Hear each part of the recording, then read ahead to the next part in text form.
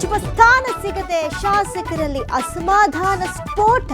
CM ನಿವಾಸದಲ್ಲಿ ಗರಿಗೆದರಿದ ರಾಜಕೀಯ ಚಟುವಟಿಕೆ. ಸಿಎಂ ಭೇಟಿಯಾದ ಮಧು ಬಂಗಾರಪ್ಪ.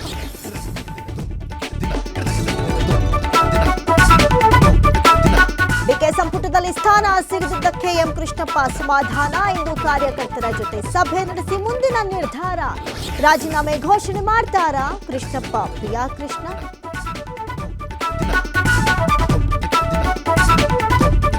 ಎಸ್ಐಆರ್ ಪ್ರಕ್ರಿಯೆಯಿಂದ ಸಾರ್ವಜನಿಕರಿಗೆ ಹೆಚ್ಚಾದ ಟೆನ್ಷನ್.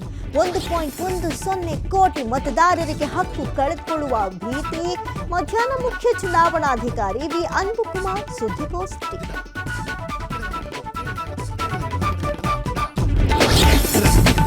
ಕೆಆರ್ ಮಾರುಕಟ್ಟೆಯಲ್ಲಿ ಜೆಸಿಬಿ ಸದ್ದು. ಫುಟ್ಪಾತ್ ಒತ್ತುವರಿದಾರರಿಗೆ ಜಿಬಿಎ ಶಾಕ್. ಅನಧಿಕೃತ ಶೆಡ್ಗಳನ್ನು ನೆಲಸಮ ಮಾಡಿ ಕ್ಲಿಯರೆನ್ಸ್.